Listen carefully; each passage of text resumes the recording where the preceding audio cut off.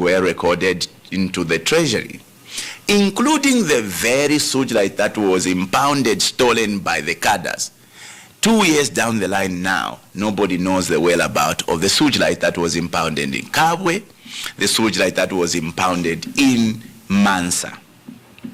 I have done calculations before. As an example, 14 kgs, or rather tons, of sewage that was impounded in Kabwe could have given us $700 million. This is subject to rebuttals. Now, that is a lot of money. We are building a road from Lusaka into Ndola, costing us $650 million, which could have actually come from the same sewage that has now grown legs in Kabwe. So here I am saying time has come for us to reposition ourselves in as far as how we manage our mineral resources, because depending on the little taxes we are getting from the mining sector is not enough for us to turn around our economic fortune. Remember, we've been haphazard even in the way we've been managing these, mining taxation. Oh, by the way, this message must go to Honorable Msokotwani, because yesterday he wanted to school me. He was suggesting that I need to invest in knowledge. Oh, by the way, I have invested in so much knowledge that Honorable Msokotwani was economic advisor of the late President Mwanawasa at the time when Mwanawasa, working with the late Magande, introduced windfall taxes. The windfall taxes were able to give us enough resources from the copper mining sector. When Honorable Magande became minister under Rupia Banda, he reversed the mining regime from windfall to mineral royalty. And interestingly, he went on to even give back whatever we had gotten from the mining sector using the windfall taxes. So Honorable Msokotwani must know that we have invested so much in knowledge, and we know who the enemies of progress are. Today, Honorable Msokotwani is gifting the mining conglomerates. They are now exporting our minerals in form of concentrates without paying any duty from June into December. I have done my calculations. We are going to lose not less than $5 billion in that single decision, because here is what people must know. The revenues we derive from minerals should not just be accounted for in terms of the taxes. Okay? When you export minerals in form of concentrates, concentrates are a mixture of gold, cobalt, and other minerals, including copper. So what you lose, what we are losing by that single decision of Msokotwani to allow minerals to go in concentrate forms is not just the tax they should have paid, which they've waived away, but also the other minerals that are going out without being properly recorded. And I've made my calculations. We are losing about $5 billion. Compared to a budget of $10 billion, we could have actually gotten half to finance our budget from just a single decision. So here I am saying, I think our mining sector has given us a roadie.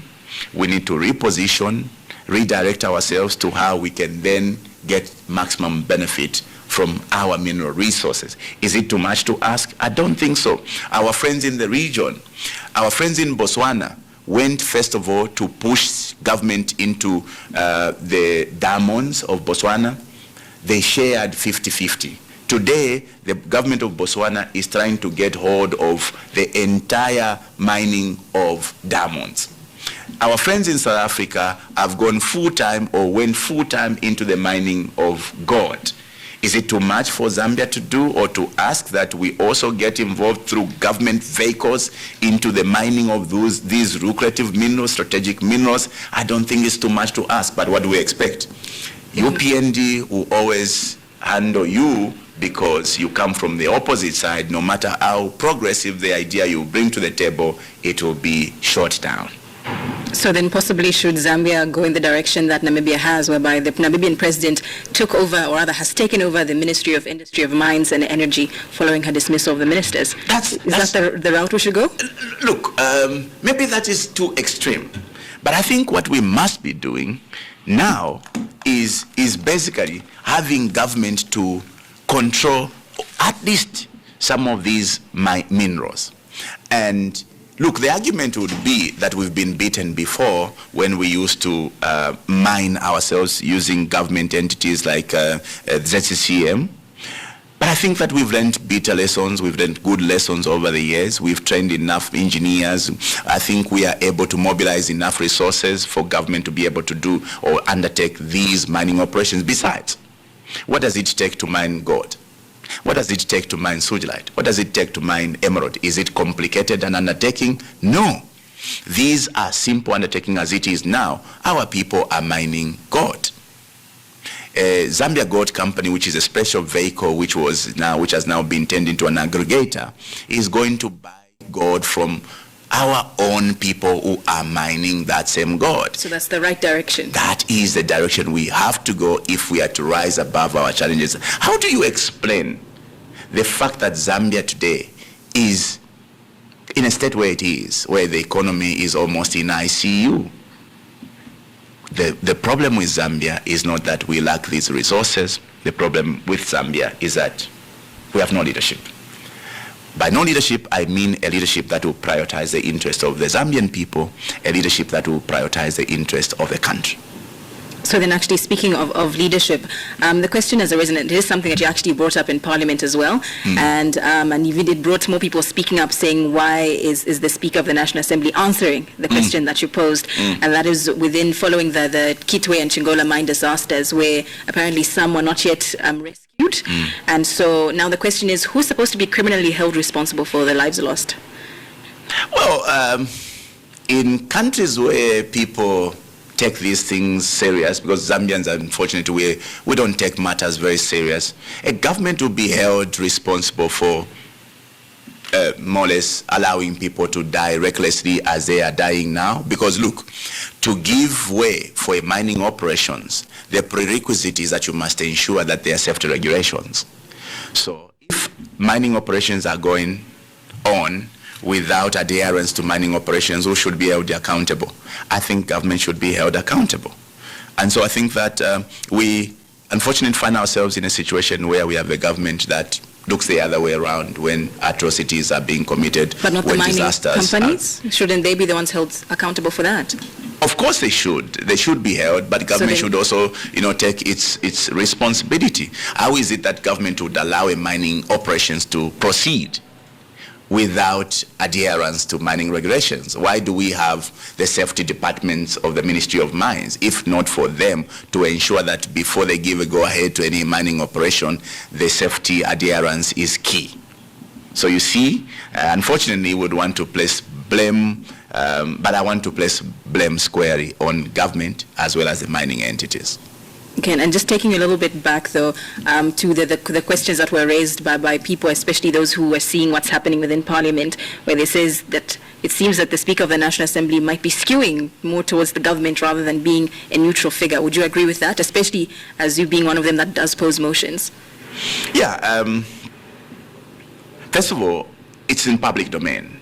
Back in the days when Parliament was not open in terms of access to TV, it would be my word against their word. Today, because of modernization of Parliament, you are able to follow all the proceedings in Parliament. You are actually able to see the biasness of our speakers towards those who sit on our right. Just yesterday, I was literally abused left, right, center, and the speaker just watched on. Now, interestingly, we the Zambian people are very quick to blame the reactions as opposed to aggressions. There is a member of Parliament from Mongu who is always abusing us with unpalatables. Yesterday, he literally insulted me at some point. I had to ask the speaker, she needed to censure him. Now, this biasness, unfortunately, is so open and is so disgusting to some extent, because look, the role of the speakers is basically the role of a referee. Imagine a referee in a game of football that takes a side. Imagine a supporter like I am a supporter of Arsenal being given to referee a game between Arsenal and Manchester United. How bad that game would be. That, unfortunately, is the situation we find ourselves at Parliament, where the speakers are putting on jerseys. You see them putting on those robes, but if you were to uncover those robes, you'll find that they've got, you know, my uniform, UPND. And shamelessly, they don't hide it. They don't hide it in the way they scored at us for every little mistake. Imagine I was sent out, suspended for 7 days, in brackets, but it went obviously to 2 weeks, for simply looking at my other colleague who was sitting on my left. The speaker is talking to me, reprimanding me for simply asking Bamsokotwani over the commission. Remember, there was an issue we're discussing last, sitting, where government was borrowing, and I was asking the motivation of us continuing to borrow when we can fall back on our resources. And I was there wondering, could it be that they are motivated to borrow because of commissions? It only got too interesting the following day when we were looking at the borrowing plan. I found a 1% handling fee. And then I was saying, guys, is this not what I was talking about yesterday, that could you be motivated by a commission? And here we have a handling fee. A handling fee, in my own words, is a commission. Unfortunately, or interestingly, it's a commission that we don't know who receives, but obviously they want to say it goes to the bank. So the banks are going away with a 1%. Imagine you borrow $1.5 billion. 1% of 1.5 billion is a lot of money, which can be avoided by us going the route of borrowing. Now, when I was challenging this status quo, the speaker, or I was being abused by a member of parliament from Zambezi West, and when I stood up to challenge the abuse by way of a point of order, I was ignored. As I tried to protest, the speaker is, lecturing me. In the process of lecturing me, my colleague sitting here, Honorable Katuta, is trying to signal me something. The moment I looked at Honorable Katuta, the speaker says, you are not even remorseful. I'm talking to you, you are looking at your colleague here. I'm sending you out for 7 days. That is not parliament. That is a comedy of the errors. And I made mention of this to the Deputy Speaker, or Madam Sangano, that there is nowhere on this earth that you can suspend somebody for simply looking, on the other side when you are talking to them. We are not children in that house to be scolded at, to be treated like we're second-class citizens. But unfortunately, that is the status quo in Parliament. This is something that the Zambian people have ignored. And when we complain, we are labeled as the villains. Okay? We are the victims who are termed villains by the public. Yet we stand to speak for the public. Imagine how frustrating it is. We are raising constantly these issues affecting our people, and we are abused at the hands of the UP and the MPs without any reprimand from the speakers. But if we make a mistake, imagine to a point where a member of parliament is sent out for simply laughing. Honorable Chonde of Milenge was sent out for simply laughing. Imagine what sort of a parliament that is. I remember also being scolded at by the speaker for simply laughing. Why are you laughing? And I was like, well, speaker, so unfortunately, that is the situation. This is not a making of Binwell. This is something that even you, the citizens, are able to clearly see. All right, the phone lines are open. You can come through and be part of the conversation. The numbers are 0955 997 997 or 0979 192485 or 0969 690 487. You can also go through to our social media platform, which is Power FM Zambia, and be part of the conversation. All right. And one of the biggest conversation, of course, we can say the elephant in the room that needs to be addressed, of course, is Bill 7, which is being talked about. And the NGOCC has boycotted the technical committee on the constitutional reforms, refusing to make submissions.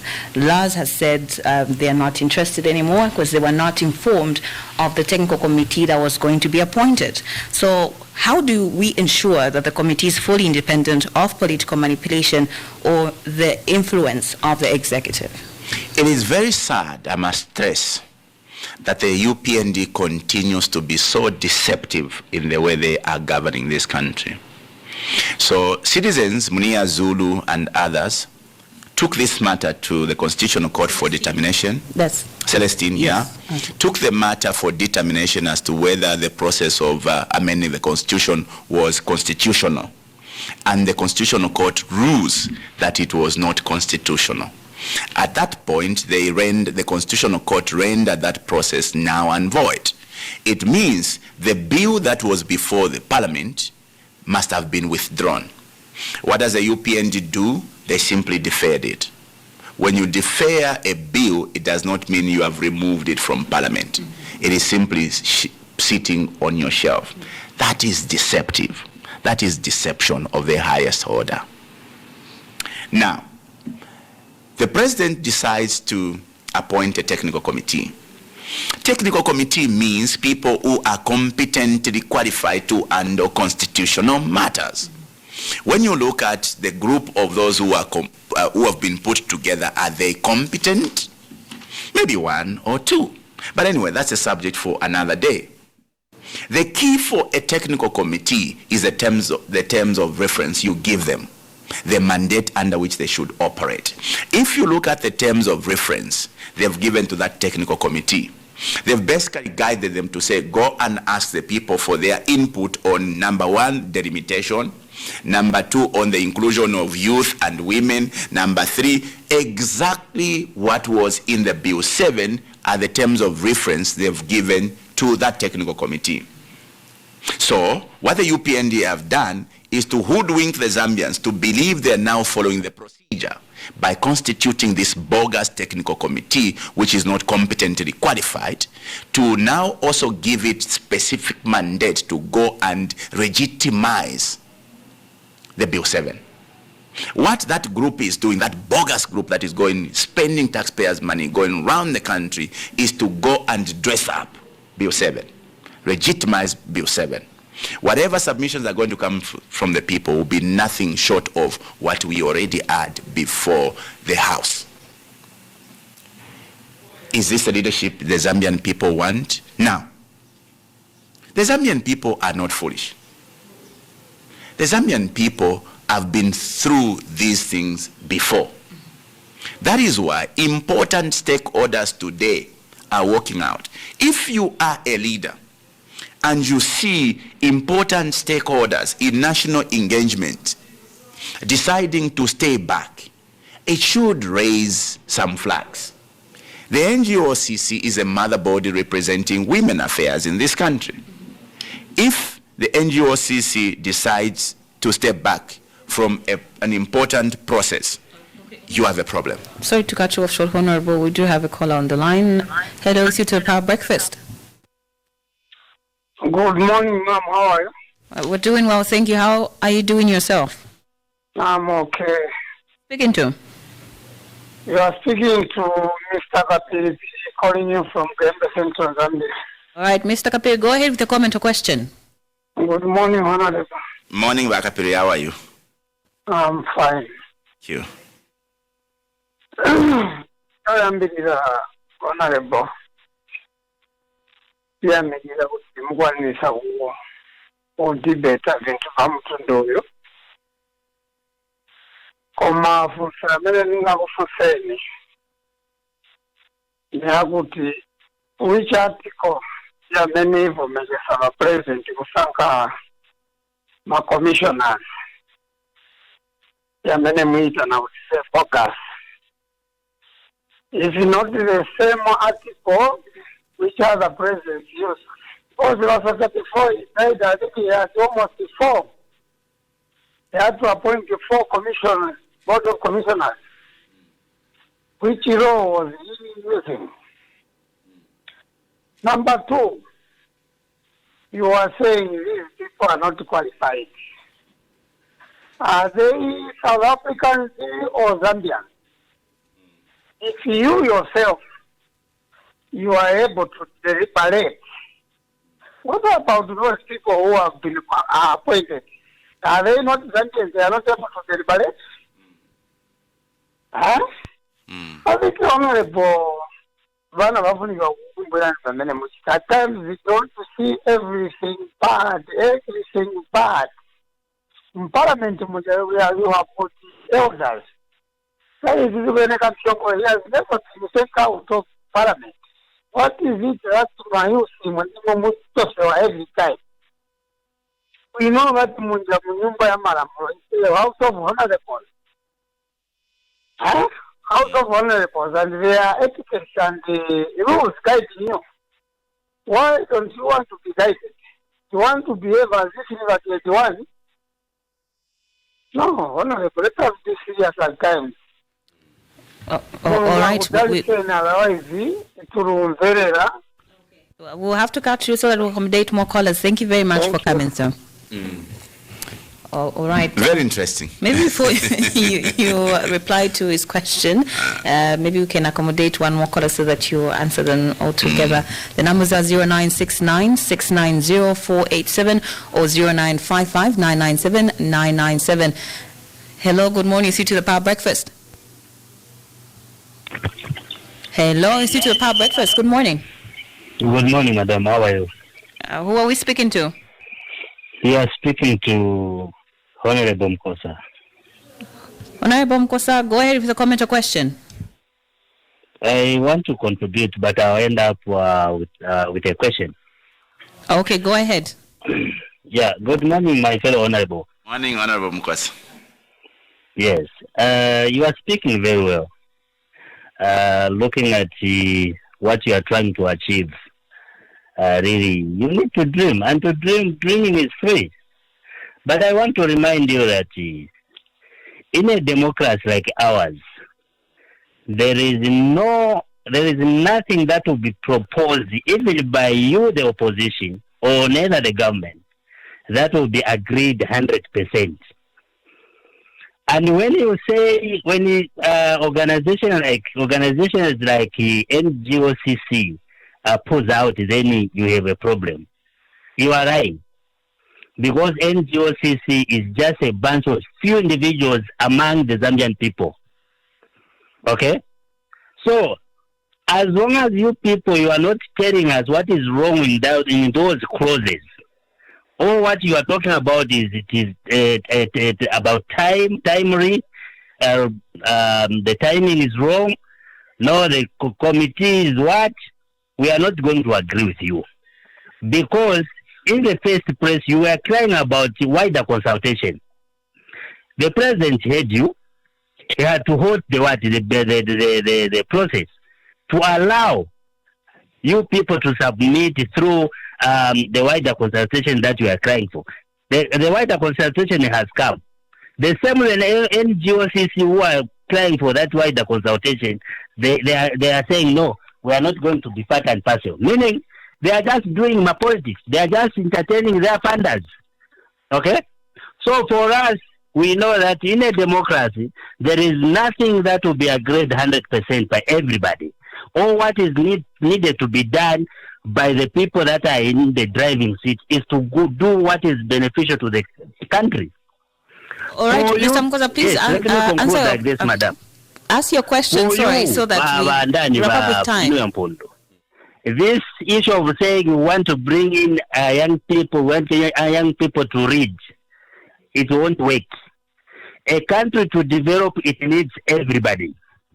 Honorable, I'm sorry, please ask your question so that we end up with time. My question is, why are you against Bill 7, which gives young people constitutionally protected, or which it promotes protected by the constitution by putting a clause that empowers young people to be part and parcel of the governance system of this country. If really your goal is, or your ambition is to bring young people, or to make young people the leaders of this nation. Okay. This is my question. Thank you so much, Honorable. React to their comments and questions. Very interesting questions. Wakapiri says, what law is the president using to appoint the commissioners? Obviously, the Inquiries Act is what gives him the power to put together a technical committee. It is the law that every other president has relied on to put together a technical committee. This is what people were suggesting from the word go, that you cannot start, a constitutional amendment by simply making proposals from your bedrooms or from your offices. You needed to, originate these proposals from the people. Now, the question around the technical committee is about the competence of the people who have been put in that committee in terms of, constitutional reforms or constitutional matters. Now, that is why I said we'll leave that to another day. It's not the most important. What is important is what are they being given to undertake? The terms of reference is what matters in this. What are the terms of reference that has been given to this technical committee? If you look at the terms of reference, and I'll challenge Bakapiri, I'll challenge Bamukosa. When you look at these terms of reference, they're basically being asked, go to the people and inquire them or interrogate them or ask them to make submissions around A, B, C, and D. That does not in any way suggest that you are going to the people to ask them to make proposition of what must be included or excluded from the Constitution. That is you basically dictating how you would want things. Ultimately, that is why they keep on referring to Bill 7. Bamukosa is asking me, why are you against Bill 7? What is Bill 7? Bill 7 is the little bill they put together with propositions that they had put together from their own bedrooms. If the Constitutional Court has ruled that that is unconstitutional, why are we still talking about Bill 7? So if Bamukosa is asking me, why am I against Bill 7? Bill 7 is unconstitutional. He's asking which specific clauses are you not okay with? I am not okay with every other clauses because this is illegal, an undertaking. It was ruled illegal by the Constitutional Court. But I can, for the comfort of Honorable Mukosa, I can set out a few. Mm-hmm. A country that is distressed economically, you want to create 90 more seats? You want to create all those cost centers? Because delimitation does not necessarily entail create more constituencies. Delimitation could mean let's reshape the boundaries. As an example, in Kitwe, I have a fairly smaller constituents. You can reshape my constituents to cut into the other bigger constituents, and we'll create something similar to what you need. It does not mean let's create more MPs that are going to now gobble more resources, which resources you do not have. I think that a country now needs to harness every little resource towards spending in social sectors, towards spending, towards the well-being of our people. Our people today are dying because they cannot access, health care. The NEMA facility is completely dead, and conveniently so, because we know some people are trying to create an arrangement where it can be given to private control. Okay. So these are things that we must be saving our resources towards. Okay, let's accommodate some callers on the line. The numbers are 0969-690487 or 0955-997-997. Hello, see to the Power Breakfast. Good morning. Morning, madam. How are you? I'm fine, thank you. How are you doing yourself? Fine, good morning, Honorable Mpundu. Morning. This is Dixon Warrior calling from Kitwe. Yes. In Ghana constituency. Dixon. Go ahead with a comment or question. You want to contribute. Honorable Mpundu. Hello? Yes, we can hear you. We can get you. Go ahead with a comment or question. Yes, Honorable Mpundu. You can get you. Go ahead, please. We seem to have lost him, unfortunately. Network is giving us some problems, but you can call us up on the other lines. That's either on 0961-690-487 or on 0979-192-485. You can also send in your messages as well via text message on those two numbers. But if you'd like a direct call, that's on 0955-997-997. Hello, you're through to Voice of the People. Who are we speaking to? Yes, Lukulu Voice on the line. Go ahead, Lukulu Voice. What's your comment or question? Thank you very much. How are you, Honorable Mpundu? I'm okay, Balukulu. How are you? I'm very fine. Thank you. You are 43 years. Yes.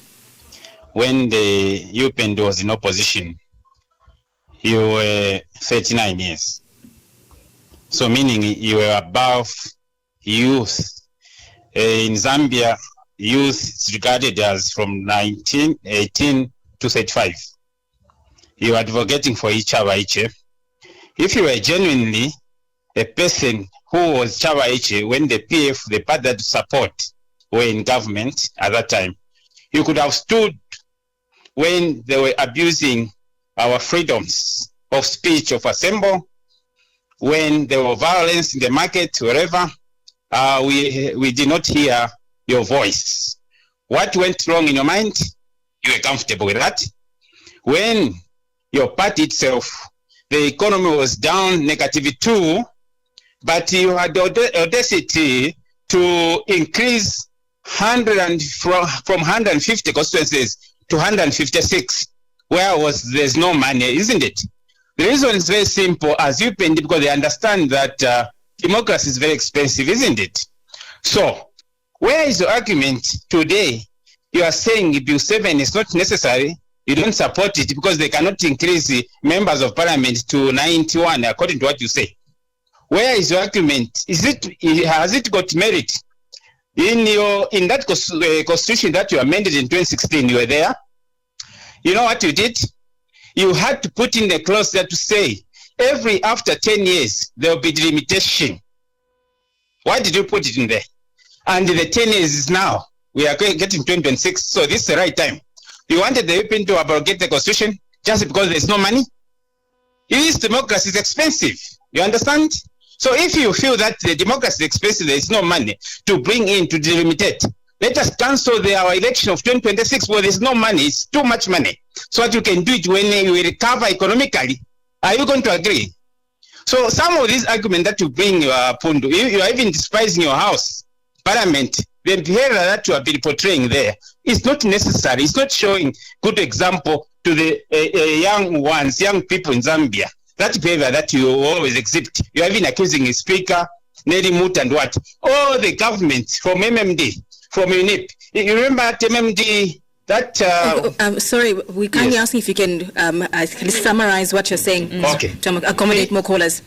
Yeah, in summary, in that parliament, there are rules that you follow. Okay? So when you misbehave yourself, don't blame the speaker. Look at your behavior and conduct and lead by example. You lose nothing. If there's something wrong, there's also legal way, channels that you can also air your grievance. Don't just come on platform and despise your house. That's very bad. Thank you very much. Thank you so much for coming through. We also do have a comment here, a question rather. The question is, Mr. Binwell, after some sentiments that went round on social media, others took you as a self-appraised leader who undermines others. What's your regard do you have for the country, and do you feel any remorse of the words that you uttered at any point?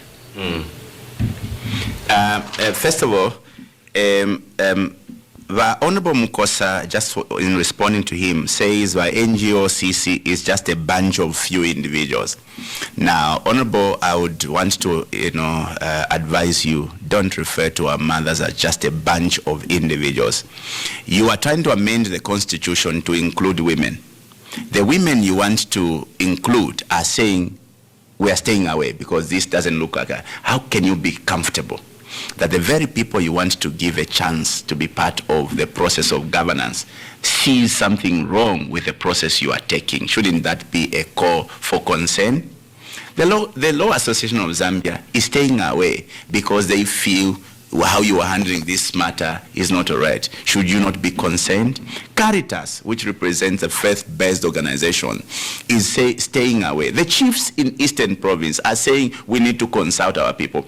I think that if we are rightfully placed, we are right in our minds, in our thinking, and we care for this country that much, Bamkosa, we need to take a back seat and say something is wrong, because there cannot be all these groupings staying away. Bamkosa says it will not work to have people, young people lead. Unfortunately, Bamkosa, you are not God, and God doesn't live at your place. The young people have resolved that you are not going to continue using them as pawns in the games of politics. I was treated the same in my former political party, where people kept on thinking I was young and not important, and I decided to go independent. And so what political party it was? That was PF. I was part of PF. I'm one of those who really fought and built PF alongside my friends like Munia, JJ. When the party treated us the way Bamukosha is saying young people don't deserve a chance, we decided to chart our own path. Today, we are in Parliament on our own. What we're now trying to say is young people deserve also recognition, and that's why we have created this platform. So it's not up to you, Honorable Mukosa, to decide the fate of young people, whether they are going to have a chance at leadership or not. Balukulu, you are saying, if I was a youth, why didn't I stand up against some of the atrocities that were committed by PF? You need to read my story. I was proudly a district commissioner of the second biggest city of the country, Kitwe. And under my reign, I fought the most ugliest of violence in the city under the hands of gangs. We had gangs in Kitwe when I was in charge, and I can proudly hold my head up that I fought that vice. I fought any manner of violence in Kitwe during my time. So, Balukulu, you need to take a little dive at history and learn of what I did when I was district commissioner of Kitwe, and I'm very proud. As to what PF did, the PF is still around. You can hold them accountable. In any case, the reason why the Zambian people decided to change government from the PF is they believed the PF were headed in the wrong direction. We are now with the UPND, and we have every duty now to hold the UPND accountable. We are going to hold them accountable for their lies. They lied that they are going to handle the electricity situation. In fact, President HH said Dubai does not have rains. How come they are constantly supplied with power? Over 2 years now, President HH and team have failed to resolve the electricity challenges. Sorry to cut you off short, Mr. Binwell.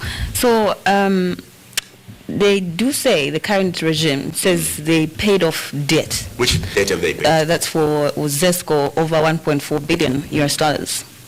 Well, and of course, they are commissioning power plants to sort out the power issue. Isn't that something, a reform to make sure that the power issue is sorted out? Tell me how many power plants are being commissioned and what the addition is to the grid, and how much that addition is doing to cushion the situation, because where you live, by the way, I just live up north here in Jesmondine. We've not had power for the last 2 days. If I had not a solar, so if people can proudly sit and say, we are resolving this problem, we are commissioning power plant, how is it that today, as opposed to even having 3 hours of power, we are going for 2 days without power? And that is a story in any place. You would be too lucky to have 3 hours. Most houses, most communities are having only one hour of power. Now, our duty is not to go and massage by UPND and praise them for doing nothing. Our duty is to hold them accountable for the promises they voluntarily made. Ba president that bakashisha presidential jet tabashitisha. Amalaiti yakaba resolved within shanu tabachita. So if twikale fetureta mbabala ndatu bunga bukabwera pali 50 kwacha. Fertilizer ikabura pali 250 kwacha. Bene balela ya ukwabula omuntu uli onso kubepushati la yeni. So if we remind them of those things, are we enemies? Certainly not. Balukulu plus the other message that came at Binwell, your sentiments in Parliament, your behavior. Look, I will be very quick to take responsibility for my shortcomings. I wish that everybody should be able to take responsibility for their shortcomings. I have called some of the MP Ichimutwe because they behaved unreasonable and they went scot-free. I think that was appropriate. Yes. If you behave like a toddler, like somebody without senses. What should we do? Praise you or tuise tumichite hagi yawe mayo? If we go to afuma, nga wachita behave like a lunatic, is to call you a lunatic. Because in that parliament, you don't go there and take a mano ya mfiani. You go there and behave honorably if you want other people to behave towards you honorably. And I can tell you, Ichimutwe will never be an insult. Contrary to what the UPND said, Binwala Tukana, Ichimutwe will never be an insult. Udimukulu sana will never be an insult. Yateke panshi will never be an insult. Oh, by the way, Yateke panshi is a Bemba expression which says, relax. Relax. It will never be an insult no matter. But what necessitates these reactions? What necessitates these reactions is the provocations. Just yesterday, a member of parliament was telling me, this is nonsensical. How can we even entertain? This is nauseating. I can even vomit at this nonsense you are bringing. Surely.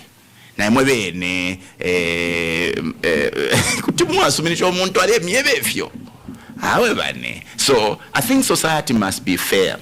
If you want respect, you must first of all accord respect to others. He who comes to equity, the law holds, must come with clean hands. You must be able to show respect to others if you want them to show respect. So, by voice, by Lukulu voice, if you want that house to uphold decorum, it must be from both ends.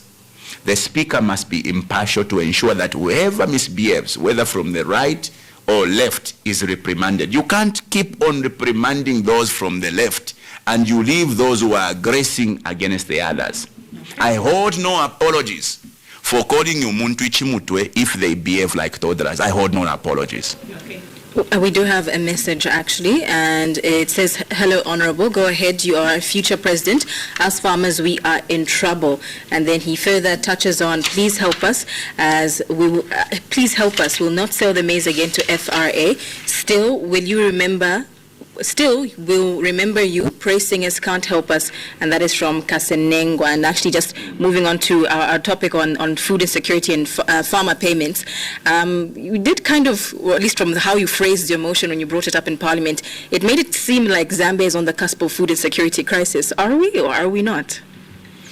Look, I remarked yesterday when I was presenting an urgent matter that the source of most troubles in the region around the world is food insecurity. Mm-hmm. When you don't handle your food very well, it will bring instability because everyone wants to eat. And when you deprive them of food, they can cause havoc.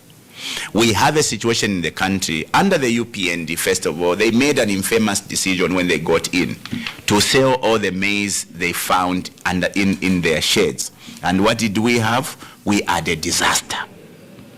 Today, the UPND, with only one good rain season and one good harvest, they decide to start selling all the maize outside the country without even taking time to see whether we are going to have a favorable rain season this year or otherwise. But where are they going to keep that maize? That is why government needs to invest in facilities that would store this maize. Keep that maize until you see how the rain is going to perform. Now, you are selling your maize, you are failing to pay the farmers, who should now go into producing maize for the next consumption.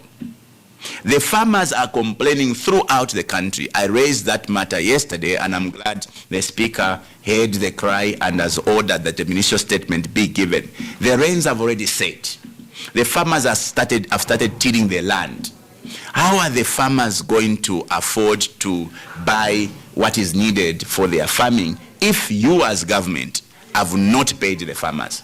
The same is happening, and I was in Eastern Province. This government doesn't care for cotton farmers. This government doesn't, care for tobacco farmers. They are showing no care towards maize farmers. So when they professed they are farmers, they are going to handle the farming, ministry or the agriculture ministry better. Where is their priority? Is it only on the beef that they have now started exporting to Congo? Because clearly, They are not taking care of the maize farmers, taking care of the cotton farmers. The tobacco farmers are stranded in the eastern province. So who are they prioritizing? So briefly, let's talk about the practical solutions. What do you think needs to be done? The practical solutions, number one, is farming must be a business. This country has got the capacity to export. What we need, let's invest more. There are many people today who wants to get on board and supported by government. We need to increase the support to our farmers by increasing the number of beneficiaries. When we increase the number of beneficiaries of our maize farmers, we must also increase what we give to them. Currently, whatever is being given to the farmers, they have to share in medas. Interestingly, mwapela farmers limited resources in terms of inputs.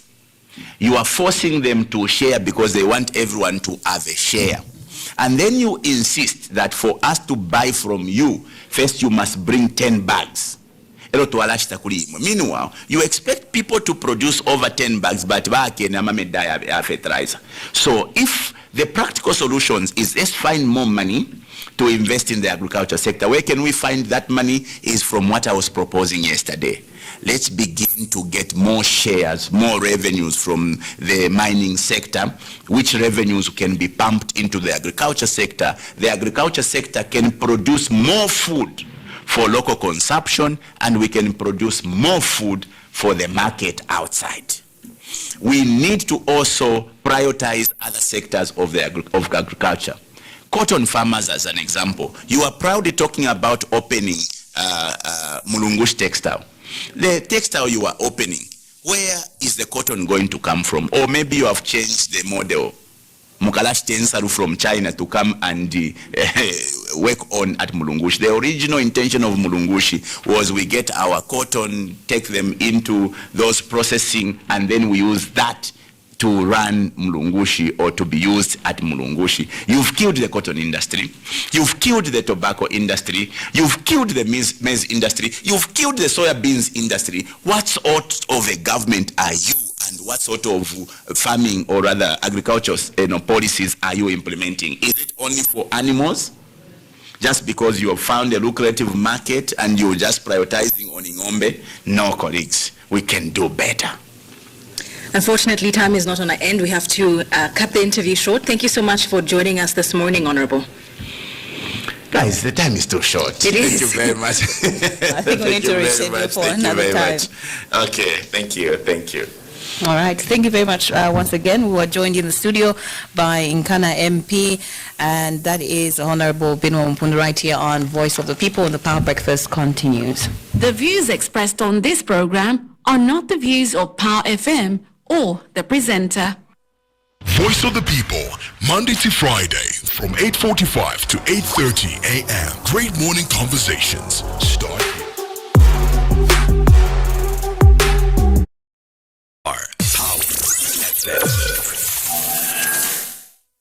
It's time to register. The Electoral Commission of Zambia will be conducting mass voter registration across the country from the 13th of October to the 11th of November 2025. If you are 18 years and above, a Zambian citizen and in possession of a Green National Registration Card, NRC, you qualify to register. If you registered in 2020 or during continuous registration of voters and you still have your voter's card, you don't need to register again. During this registration period, ECZ will be providing the following services: new registrations, replacement of lost, destroyed or defaced voters' cards, transfers from one polling station to another, claims for omission on the register of voters, corrections of clerical errors, and removal of deceased voters. Registration centers will be open throughout the week from 8 hours to 17 hours. Register now. It's your right. It's your choice. This message is brought to you by the Electoral Commission of Zambia.